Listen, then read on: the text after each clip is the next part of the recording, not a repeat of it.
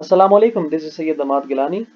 After a very long time, I welcome you all again to my channel, and today we will be talking about the new pattern of English paper for first year students, and it is going to be about e-paper. There are some instructions how to attempt this paper, and keeping in mind the presentation perspective, I will be guiding you. So पहले शुरू करते हैं instruction से कि जो normally instructions यहाँ पर हैं हमारे पास कैंडिडेट्स के लिए। तो जो मेन इंस्ट्रक्शन है वो ये है कि आप लोगों ने सिर्फ और सिर्फ ब्लैक पेन यूज करना है, black pen, black ball pen. उसके अलावा आपने कोई भी पेन यूज नहीं करना। सबसे पहले तो आपने अ, अपने पास एक ब्लैक पेन रखना है टू फिल बबल्स, स्पेशली ये जो आप रोल नंबर लिखेंगे या आप ऑब्जेक्टिव्स फिल आउट करेंगे उसके लिए आपके पास ब्लैक पेन होना चाहिए। वहां पे आपने किसी किस्म की पेंसिल यूज नहीं करनी है, कोई और पेन आपने यूज नहीं करना। Do not use marker, pencil और ink pen for bubble filling. Roll number जो है वो वहाँ पे जो टाइटल पेज होगा, ये जो आपके पास सामने नजर आ रही है सैंपल पेज है, यहाँ पे आपने नीचे ये आपको तरीका भी बताया गया कि रोल नंबर कैसे लिखना है। और ऐसे आप लोगों ने प्रॉपर बबल जो है वो अब जो है उसको शेड करना है। और उसके बाद जो है सेक्शन बी के लिए एक पेज का एक ही साइड होगा आपके पास। सेक्शन बी के लिए there is only one page for each question in section B, और 6 पेजेस जो है ना to each question in section C. तो 6 साइड्स होंगे आपके पास सेक्शन सी के क्वेश्चन आंसर के लिए। तो मतलब सेक्शन सी में आपके पास एम्पल स्पेस है। आपने अपने जो आंसर्स हैं उनको मोल्ड करना है, उनको थोड़ा सा आप लोगों ने मॉडिफाई करना है। तो वो आप लोगों ने सेक्शन बी के लिए करना है। उसके बाद number 4 point, give answer to each question. जहां पर आंसर एलोकेटेड स्पेस है वहीं पर आपने आंसर लिखना है, वो मैं क्या बताता हूँ आपको। फिर लेंथ जो है आंसर की वो आपने ऐसे, अगर लेंथ ज्यादा है किसी आंसर की तो आपने खुद उसको ऐसे मॉडिफाई करना है कि वो जो है आंसर जो है वो उसी एलोकेटेड स्पेस में आ जाए। उसके बाद if you are not attempting any question, अगर आप कोई क्वेश्चन अटेम्प्ट नहीं कर रहे हैं तो आपने वहां पर किसी किस्म का क्रॉस नहीं लगाना, किसी किस्म का आपने नॉट डन नहीं लिखना वहां पे। और कोई भी पेज आप लोगों ने उस आंसर बुकलेट से फाड़ना नहीं है। उसके अलावा आंसर बुकलेट जो है वो आपने इन्विजिलेटर को वापस करनी है, वो तो सही जारी बात है, आपको पता है। अभी स्टार्ट करते हैं इसको। ये आपके पास दो सामने वेज है, एक करेक्ट वे है और एक जो है ना इनकरेक्ट वे है। आपने इसमें इस तरह का सर्कल नहीं करना, आपने इस तरह टिक नहीं लगाना इस पे।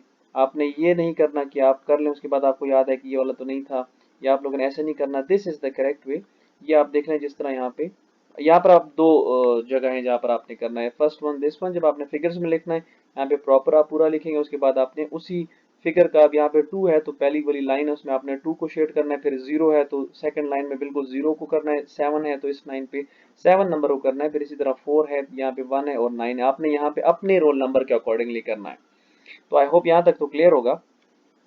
उसके बाद यहाँ से आपका जो है ना सेक्शन बी स्टार्ट होता है।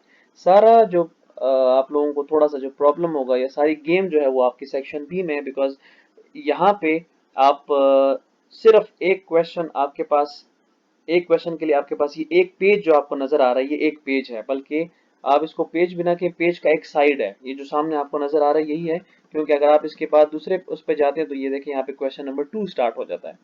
अच्छा, अब क्वेश्चन पेपर को अगर आप देखें जो इस न्यू बुक का जो बोर्ड की तरफ से क्वेश्चन पेपर उन्होंने ऐसा बनाया हुआ है थोड़ा सा ऐसे मॉडल पेपर आप उसको कह लें। तो उसमें पहला क्वेश्चन आपके पास सेक्शन बी में है। अच्छा, पहले तो आपके पास नोट ये है कि आपके पास सेक्शन बी में होंगे 13 क्वेश्चन टोटल। तो 13 क्वेश्चंस में आपके पास चॉइस ही होगी कि आपने सिर्फ 10 क्वेश्चंस अटेम्प्ट करने हैं। मतलब ये है कि 13 में 3 क्वेश्चंस जो है ना वो आप छोड़ सकते हैं। और उन 13 में भी जो पहले दो सवाल हैं, क्वेश्चन नंबर 1 और क्वेश्चन नंबर 2, ये कंपलसरी हैं, ये आप नहीं छोड़ सकते चॉइस पे। बाकी क्वेश्चन 3 से लेकर 13 तक आप उसमें से चॉइस कर सकते हैं। अगर आप मॉडल पेपर को देखें तो आपके पास पार्ट 1 एंड पार्ट 2 जो है वो कंपलसरी है, और बाकी जो 8 पार्ट्स रह जाते हैं जो आप लोगों ने करने हैं उनमें आपके पास चॉइस आती है। अब पार्ट 1 कौन सा है? क्वेश्चन 1 आपके पास है रेफरेंस टू द कॉन्टेक्स्ट वाला सवाल है। तो रेफरेंस टू द कॉन्टेक्स्ट में आपके पास चॉइस होगी, दो आपको या स्टैंजा दिए गए होंगे या आपको जो लास्ट में आपके वो है द प्रोग्रेस प्ले है वहां से भी आपको दे सकते हैं। तो रेफरेंस टू द कॉन्टेक्स्ट पे मैंने वो वीडियो बनाई, अगर किसी ने नहीं देखी तो वो देख लें, या अगर किसी के पास मेरी गाइड है तो उसमें प्रॉपर वे मैंने दिया हुआ है वो देख लें। तो एक्सप्लेनेशन, अब ये एक्सप्लेन है या एक्सप्लेनेशन है with reference to the context की, तो आपने क्या करना है कि ये जो रेफरेंस आपको दिया गया है क्वेश्चन पेपर में उसको दोबारा लिखने की जरूरत नहीं है।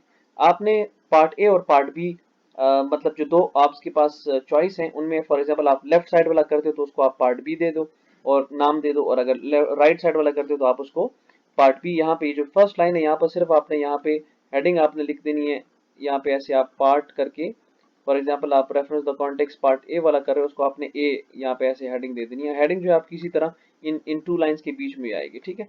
पार्ट ए की हेडिंग देने के बाद आप लोगों ने यहाँ पे इंट्रोडक्शन की हेडिंग देने के बजाय, क्योंकि वो हम रेफरेंस में देते हैं, तो आपने यहाँ पर रेफरेंस की हेडिंग दे देनी है। उसके बाद आपने एक लाइन लिख देनी है, कोशिश करेंगे 2 लाइनों में आ जाए कि these lines have been taken from, जहाँ से भी उसने ली हुई है, हो सकता है किसी पोम से दे दे, कोई स्टैंजा दे दे, तो वो लिखना है।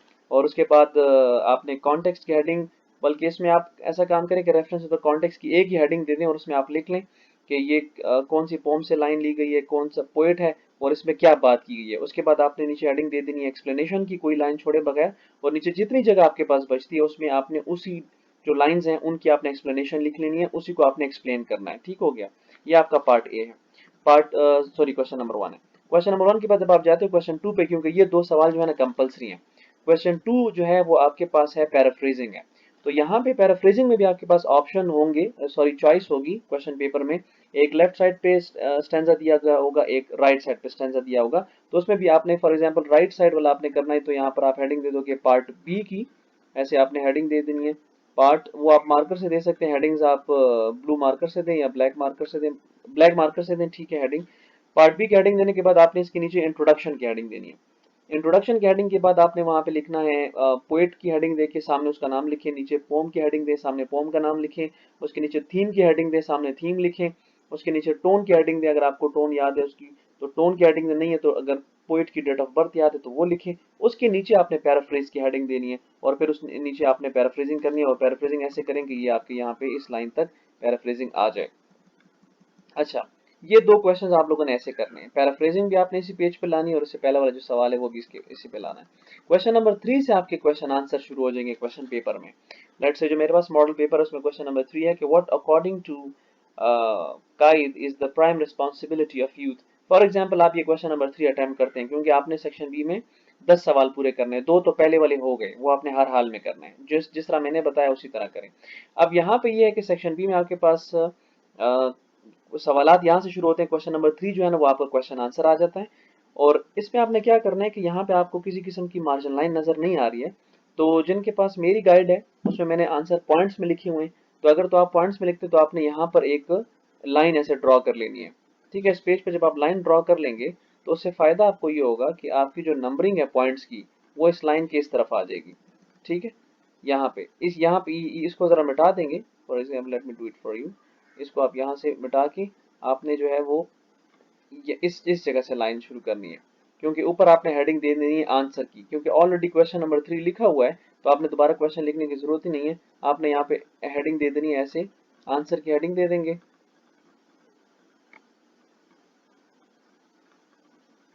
जब आंसर की आप हेडिंग यहाँ पे दे दें प्रॉपरली, क्योंकि मेरे पास तो ये वो है तो सही नहीं हो रहा, लेकिन यहाँ पे हेडिंग देने के बाद आपने यहाँ साइड पे जो है वो मार्जिन लाइन लगा देनी है। मार्जिन लाइन जो है वो नंबरिंग के लिए होगी कि आप यहाँ पे पॉइंट्स लिख सकते हैं, इस तरफ पॉइंट 1 पॉइंट 2 पॉइंट 3। तो हमारे पास आपने ये देखना है कि पॉइंट्स में अगर आप आंसर लिखते हैं तो बहुत अच्छी बात है, यहाँ पे पॉइंट्स लिख लें। अगर आप लोग उसमें लिखते हैं पैराग्राफ में लिखते हैं फिर ये लाइन लगाने की जरूरत नहीं है, आप पैराग्राफ में लिख लें। ठीक है, अब यहाँ पे आंसर आपने खुद मॉडिफाई करके आपने इस लाइन, बल्कि कोशिश करें कि इस लाइन पे आपका आंसर खत्म हो जाए कि लास्ट वाली लाइन जो है वो एम्प्टी रहे। अब ये आपका तरीका है क्वेश्चन आंसर अटेम्प्ट करने का। उसके बाद अगर आप क्वेश्चन नंबर 4 है क्वेश्चन पेपर में, मैं आपको बता दूं क्वेश्चन पेपर में फॉर एग्जांपल क्वेश्चन नंबर 4 मेरे पास यहाँ पे है, what could be the author's purpose behind writing the story his first flight. कि हिज फर्स्ट फ्लाइट लिखने के पीछे जो ऑथर है उसका क्या मकसद है। मिसाल के तौर पे अब आप ये क्वेश्चन चॉइस पे छोड़ना चाहते हो, क्वेश्चन नंबर 4 आप अटेम्प्ट ही नहीं करना चाहते, तो आपने सिंपली इसको बिल्कुल ऐसे ही छोड़ देना। यहाँ पे किसी किस्म का आपने नॉट डन नहीं लिखना, इसको आपने लाइन नहीं लगानी, आपने इस पे लिखना नहीं है कि लेफ्ट ऑन चॉइस, कुछ भी नहीं करना। आपने क्वेश्चन नंबर 4 को छोड़ दें, 5 पे आ जाएं। अगर आपने 5 करना है 5 पे आ जाएं, 5 कर लें, 5 भी नहीं करना 5 को भी छोड़ दें, 6 पे आ जाएं, 6 भी नहीं करना आपने 6 भी छोड़ दें, 7 पे आ जाए, क्योंकि आप इससे ज्यादा आप चॉइस छोड़ नहीं सकते, क्योंकि आपने सिर्फ 3 सवाल जो हैं वो चॉइस पे छोड़ने हैं। टोटल आपके पास 13 है, 10 करने हैं, तो ये 3 जो बीच में हमने छोड़ दिए ये आपने छोड़ देने हैं। और अगर आप कोई और फॉर एग्जाम्पल क्वेश्चन नंबर 7 छोड़ना चाहते हो तो फिर आपने क्वेश्चन नंबर 6 करना होगा। मतलब ओवरऑल आपने 10 सवाल पूरे करने होंगे। ठीक है, उसके बाद क्वेश्चन नंबर, अब हम जाते हैं सेक्शन सी पे। आपका सेक्शन सी शुरू होता है क्वेश्चन नंबर 14 से। अब यहाँ पे सेक्शन सी में आप एक चीज यहाँ पे देखेंगे, सेक्शन सी में आपके पास ऑलरेडी यहाँ पे मार्जिन लाइन लगी हुई है। ठीक है, मार्जिन लाइन यहाँ पे लगी हुई है, तो यहाँ पे मार्जिन लाइन लगाने की जरूरत नहीं, इसलिए मैंने आपसे कहा था कि सेक्शन बी में मार्जिन लाइन लगा लें तो आपको पॉइंट्स लिखने में आसानी होगी, या आप इस तरफ कुछ ना कुछ लिख सकते हैं। अब सेक्शन सी में आपके पास बहुत एम्पल स्पेस है, बहुत ज्यादा स्पेस है। इवन आपको 6 साइड्स दिए गए हैं, टोटल 6, इसको अगर हम देखें तो 3 पेजेस दिए गए हैं और उसकी 6 साइड्स दी गई हैं। अब क्वेश्चन नंबर 14 जो है आपके पास, तो आपने अगर क्वेश्चन नंबर 14 देखना है तो पहले हम सेक्शन सी में देखते हैं क्या लिखा हुआ है कि अटेम्प्ट एनी 3 क्वेश्चंस। अब टोटल सेक्शन सी में आपके पास क्वेश्चंस होंगे 4, उसमें से आपने 3 करने हैं। मतलब क्वेश्चन नंबर 14, 15, 16, 17 ये सेक्शन सी में है, और इसमें से आप एक छोड़ सकते हो, या क्वेश्चन 14 छोड़ोगे या 15 या 16 या 17, एक छोड़ सकते हो, बाकी 3 आपने करने हैं। लेट्स से आप क्वेश्चन 14 करते हैं जो कि आपके पास ट्रांसलेशन है। इसमें ट्रांसलेशन के 2 पार्ट हैं, part A part B. Part A में आपने इंग्लिश से उर्दू में ट्रांसलेट करना है और पार्ट बी में आपने उर्दू से इंग्लिश में ट्रांसलेट करना है। तो लेट्स से अगर आप पार्ट ए पहले करते हो तो यहाँ पर आप पार्ट ए की हेडिंग ऐसे दो कि जो पहले वाला कैपिटल, पहले वाला जो लेटर है वो 3 लाइंस में आ जाए। मतलब let's say 1 line, 2 line, 3 line ऐसे आ जाए, और फिर जो दूसरे लेटर्स आ रहे हैं वो ऐसे 2 लाइंस में आए। ठीक है, फॉर एग्जाम्पल आपने ऐसे हेडिंग देनी है, प्यारी सी हेडिंग यहाँ पे आप दे दोगे पार्ट, और फिर आपने यहाँ पे ए बी अपने बड़ा कर देना है ऐसे। ठीक है जी, यहाँ पे आपने पार्ट की हेडिंग दे दो कि पार्ट ए हो गया। उसके बाद यहाँ पे आपने नीचे क्वेश्चन लिख लेना है। क्वेश्चन आप बेशक लिखें, translate the following into Urdu, और उसके बाद आपके पास 5 सेंटेंसेस होंगे उर्दू के लिए। तो 5 सेंटेंसेस में क्योंकि आपके पास जगह बहुत है, 6 साइड्स हैं और 2 ट्रांसलेशन है, तो आपने तीनों के तीनों पेज को अगर यूटिलाइज कर सकते हैं बहुत अच्छी बात है। लेट से आपके पास 5 सेंटेंसेस हैं ट्रांसलेट करने के लिए, तो पहला वाला इंग्लिश आप यहाँ लिखें, उसके बाद ये लाइन छोड़ दें। ठीक है, उसकी उर्दू जो आपने करनी है वो यहाँ पे लिखिए।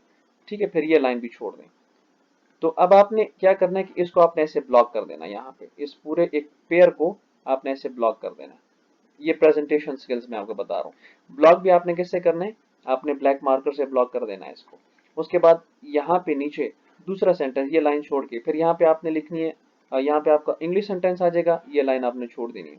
यहाँ पे उर्दू सेंटेंस आ जाएगा, ये लाइन आपने छोड़ देनी है, और फिर आपने इसको भी ऐसे ब्लॉक कर देना है। इसको यहाँ पर ऐसे आप इसको आप ब्लॉक कर सकते हो। ये तो आपको मैं कंप्यूटर पे समझा रहा हूँ, लैपटॉप पे तो आपको यहाँ पे शायद उस तरह ना नजर आए, लेकिन जब आप इसको यहाँ से ब्लॉक करेंगे यह एक पेयर बन जाएगा। ठीक है, मतलब मैं ये चाह रहा हूँ कि जो आप ट्रांसलेशन करो तो वो एक पेयर में बंद हो जाए, एक ब्लॉक में सॉरी बंद हो जाए, एक पेयर जो ट्रांसलेशन का वो बंद हो जाए। उसके बाद ये 2 सेंटेंस यहाँ पे काफ़ी हैं क्योंकि टोटल 5 बनाने हैं, तो उसके बाद जो बाकी 3 हैं वो आप इस पेज पे आ जाओ। 14, अच्छा 14 शुरू भी आपने कहाँ से करना है, 1 ऑफ 6 से शुरू करना है। अब ये 2 ऑफ 6 है, तो आपने यहाँ पे 3 और सेंटेंस बनाने हैं, तो यहाँ पे आप इंग्लिश आ जाएगी आपकी। ठीक है, या अगर आप पहली लाइन छोड़ते भी हैं क्योंकि वो ब्लॉक में ना आए, तो अगर यहाँ पे आप इंग्लिश लिखते हैं फिर ये लाइन आप छोड़ देते हैं, यहाँ पे उर्दू लिखते हैं, यहाँ पे एक लाइन छोड़ देते हैं, और फिर आप इसको ऐसे ब्लॉक में बंद कर देते हैं। फॉर एग्जाम्पल लेट्स से इसको प्रॉपर जो लाइन जो है आपकी लाइन इस लाइन के ऊपर ही आनी चाहिए। मेरे पास तो यहाँ पे कर्सर है इसलिए थोड़ा सा हिल रहा है। आपने यहाँ पे करके इसको ऐसे ब्लॉक में बंद कर देना, मतलब ये एक सेंटेंस में सॉरी एक जो पेयर है वो एक ब्लॉक में आ जाएगी। ये तीसरा सेंटेंस हो गया, यहाँ पे आपके पास चौथा सेंटेंस आ जाएगा, यहाँ पे पांचवा सेंटेंस आ जाएगा। 2 साइड्स हो गई। उसके बाद 3 से आप उर्दू पार्ट बी शुरू कर सकते हो, तो पार्ट बी के लिए आप ऐसे पी 3 लाइन्स में, उसके बाद इस तरह ए, उसके बाद ऐसे, उसके बाद ये हेडिंग दे दें ऐसे, और यहाँ पर आप बी बड़ा लिख दें। जब आप बी यहाँ पे स्टार्ट करोगे तो आपने यहाँ पर बी लिखना होगा। यहाँ पर आपके पास उर्दू के भी उर्दू के आपके पास यहाँ पे 5 सेंटेंसेस होंगे, तो उसको भी आपने इसी तरह करना है कि आपने यहाँ पे इसके बाद एक लाइन छोड़ देनी है, ये भी लाइन छोड़ दें। यहाँ पे आप उर्दू लिखें, यहाँ पे आप कुछ भी ना लिखें, यहाँ पे आप इंग्लिश लिखें, ये लाइन दोबारा आप छोड़ दें, और इसी तरह आप इसको ब्लॉक कर दें। जब आप इसको ऐसे ब्लॉक करेंगे, ये ऐसे, जब आप इसको ऐसे ब्लॉक कर देंगे लाइन के ऊपर ही प्रॉपर ब्लॉक होगा आपका। ये तो मेरे कर्सर की वजह से मूवमेंट हो रही है, लेकिन आपको तो प्रॉपर लाइन के ऊपर ही जहाँ जहाँ लाइन है तो पूरा जब आप ब्लॉक करोगे तो बहुत अच्छा लगेगा। ठीक है, उसके बाद यहाँ पर एक चीज मैं आपको बता दूं कि इंग्लिश पहली वाला जो पार्ट ए है उसमें इंग्लिश क्वेश्चन पेपर में लिखी हुई है, तो आप उसको क्वेश्चन समझें, और क्वेश्चन हम लिखते हैं ब्लू मार्कर से। ठीक है। इंग्लिश वाली जो सेंटेंस है पार्ट ए में, वो आपने लिखनी है, इंग्लिश वाला सेंटेंस ब्लू मार्कर से लिखना है। फिर एक लाइन छोड़ के उर्दू जो है वो आपने ब्लू कटने पेन से लिखनी है। फिर पार्ट बी में क्योंकि आपने उर्दू से इंग्लिश में करना होगा, तो पार्ट बी में उर्दू सेंटेंस यहाँ पे आपने लिखना होगा कटने पेन से, ब्लू कटने पेन से। फिर एक लाइन छोड़ के आपने उसकी इंग्लिश जो है वो ब्लू फाउंटेन पेन से लिखनी होगी, और फिर आपने इसको एक ब्लॉक में बंद कर देना है। फिर यहाँ पे आपके पास यहाँ पे 2 सेंटेंस लिखें, 2 सेंटेंस यहाँ पे लिखें या 3 सेंटेंस यहाँ पे लिखें, तो आपके पास 4 साइड पे खत्म हो जाएगा। अब क्योंकि आपके पास ट्रांसलेशन खत्म हो गई है, 5 और 6 पे करने के लिए कुछ नहीं है। यहाँ पे तो क्वेश्चन 14 है, हम तो 15 कर नहीं सकते, तो आपने ये साइड भी खाली छोड़ देना, ये पेज भी खाली छोड़ देना है, और क्वेश्चन नंबर 15 पे जाना है। अब लेट से आप क्वेश्चन नंबर 15 नहीं करना चाहते, इसको आप चॉइस पे छोड़ना चाहते हैं, क्योंकि ये थोड़ा सा मुश्किल इसलिए क्योंकि ये ग्रामर है। क्वेश्चन 15 में आपके पास पहला पार्ट जो है वो चेंज द वॉइसेस है, मतलब एक्टिव पैसिव वॉइस दिए हुए हैं 5, और उसके नीचे प्रपोजिशंस दी हुई हैं। तो अगर आपको ये डिफिकल्ट लगता है, मुश्किल है, इसको आप छोड़ दें, क्वेश्चन नंबर 15 हम अटेम्प्ट ही नहीं करते। या अगर करना चाहते हैं तो उसी तरीके से आप करें। और फिर हम जाते हैं, जंप लगाते हैं क्वेश्चन नंबर 16 पे। यहाँ पे क्वेश्चन 16 है। अब क्वेश्चन नंबर 16 जो है वो आपके पास मॉडल पेपर में है। राइट द, इसमें भी 2 पार्ट है। Right the summary of the lesson drug abuse in youth of Pakistan.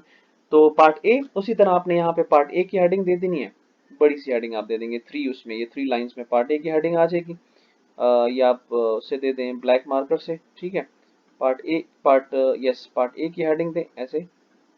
Part A की हेडिंग देने के बाद आपने क्वेश्चन नीचे लिख देना है कि जो समरी आपसे मांगी गई है।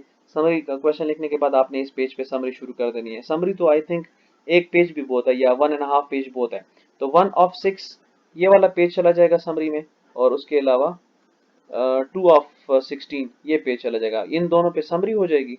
और इसका पार्ट बी आप यहाँ से शुरू करोगे, जो कि क्वेश्चन पेपर में इसी सवाल का दूसरा हिस्सा ये है कि पार्ट बी में आपसे पूछा गया है right the character sketch of Mrs Meldon.